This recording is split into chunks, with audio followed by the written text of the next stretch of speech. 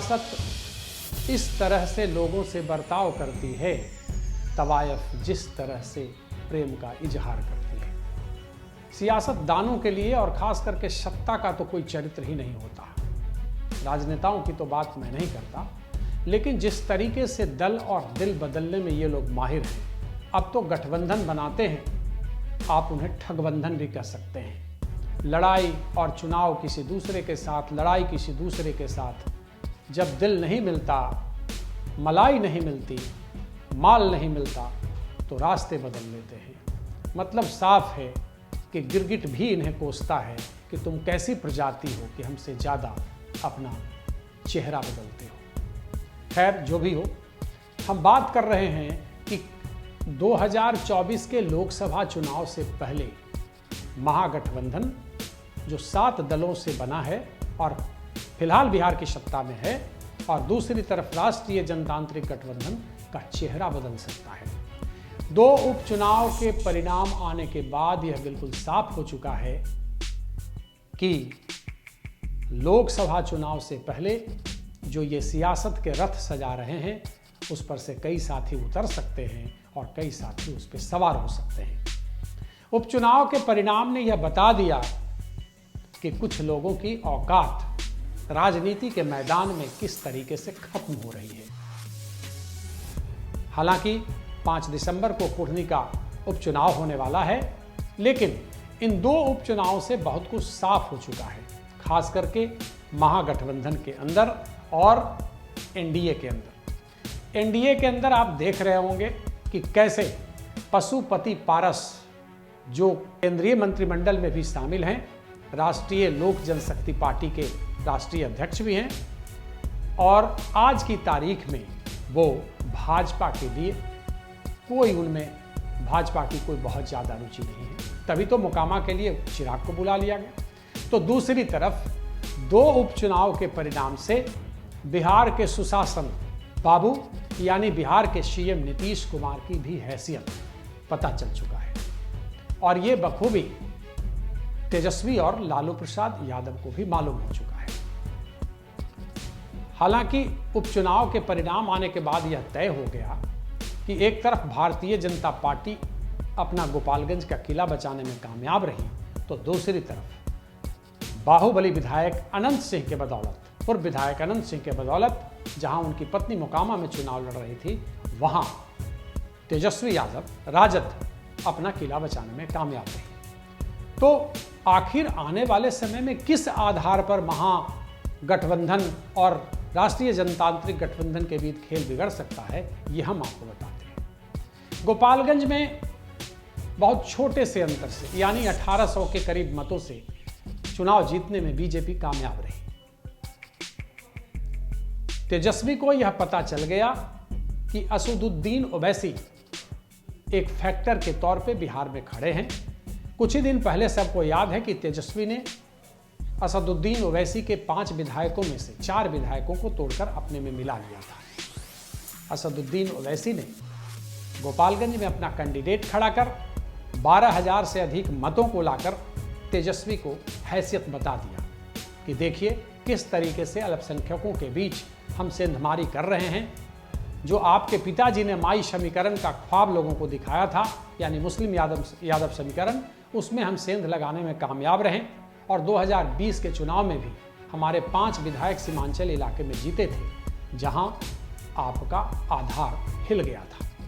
लेकिन बड़ा सवाल है कि आखिर आगे तेजस्वी करने क्या जा रहे हैं। वहीं दूसरी तरफ नीतीश कुमार की भी हैसियत पता चल गई है कि किस औकात में उन्हें कैसे अति पिछड़ा जो वोट बैंक पे वो दावा करते हैं, उसमें डेंटिंग हो रही है। हम बताते हैं आपको कि कैसे।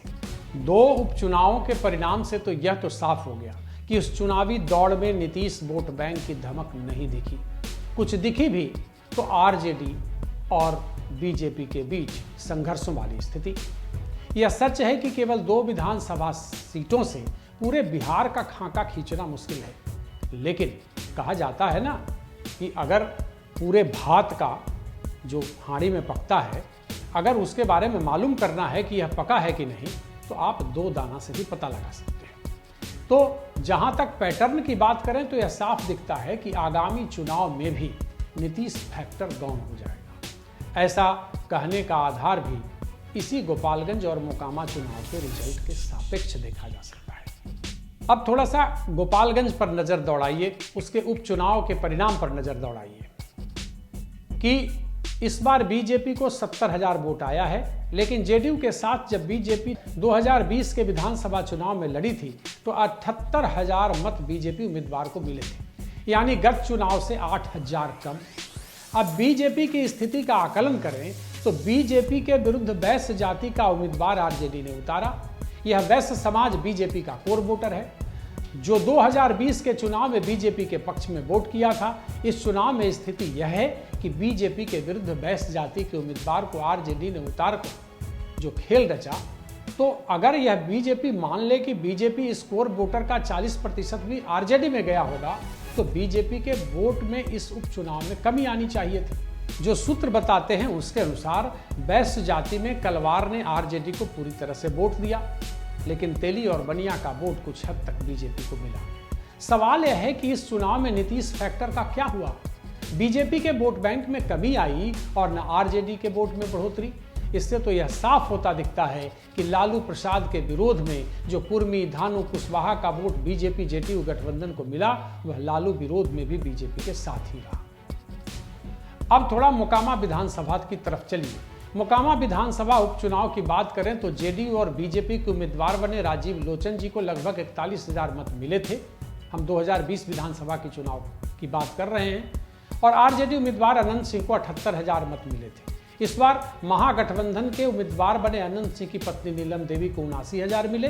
वहीं दूसरी तरफ 27 वर्षों के बाद चुनाव में उतरी बीजेपी को 62,000 मत मिले। यहां भी नीतीश फैक्टर सवालों के घेरे में है। वोट तो महागठबंधन के उम्मीदवार नीलम देवी का बढ़ना चाहिए था, लेकिन बढ़ा बीजेपी का। यहां भी नीतीश फैक्टर की धमक नहीं दिखती है। कुल मिलाकर अगर दोनों उपचुनाव के परिणाम के आंकड़े को देखें तो यह स्पष्ट हो रहा है कि नीतीश कुमार ने जो अपने को एक रणछोड़ अवतार में दिखाया था, यानी चुनाव से पहले उन्होंने पेट का घाव दिखाकर यह बात करने की कोशिश की थी कि हम चुनावी प्रचार में नहीं जाने के काबिल हैं, तो उसका असर या बेअसर कुछ ऐसा नहीं दिखा। नीतीश कुमार के जाने का और न जाने का कहीं कोई फर्क दिखता नजर नहीं आया। मतलब लड़ाई सीधे सीधे आरजेडी बनाम बीजेपी की थी। अब दूसरी तरफ देखिए कि महागठबंधन 7 दलों का कुनबा है। अब लोकसभा चुनाव आते आते इसमें क्या होगा कहना मुश्किल है।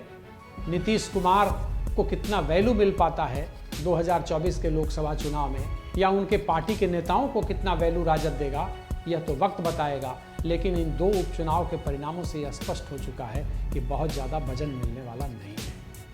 क्योंकि एक तो आप 43 सीट पर ऐसे हैं, आपको मुख्यमंत्री बना के रखा गया है, और दो उपचुनाव के परिणाम भी कुछ न कुछ इसी तरह का इशारा कर रहा है। अब जरा एनडीए की बात कर लेते हैं। वहाँ पशुपति पारस जी के लिए आने वाला दिन जो है वो दूभर होने जा रहा है। मोकामा उपचुनाव में चिराग पासवान की चिरौरी कर भारतीय जनता पार्टी ने बता दिया है कि हमारे लिए चिराग ही चिराग जलाएंगे। यानी अति पिछड़े वोट बैंक के लिए लालायित बीजेपी जिस तरीके से तमाम नेताओं की चिरौरी करने लगती है, उसमें अभी तो साफ साफ यही दिख रहा है कि उनके पास एक सिर्फ चिराग का ही चिराग है। मोकामा में चिराग जाते हैं, चुनाव प्रचार करते हैं। कुढ़नी वाले उपचुनाव के लिए भी उन्होंने हामी भर दी है। तो यहाँ भी साफ साफ बदलाव होता दिख रहा है। अब रहे एक मुकेश सहनी वीआईपी वाले। सबको याद होगा कि कैसे उनके साथ राष्ट्रीय जनता दल ने 2020 के लोकसभा चुनाव में ठेलम ठेला किया था। अंततः इज्जत बचाने के लिए बेचारे तेजस्वी के मंच पर ऐलान करने लगे कि हम अब यहाँ नहीं रहेंगे, नहीं जाएंगे। उन्हें एहसास हो गया था कि हमें यहाँ कुछ मिलने वाला नहीं।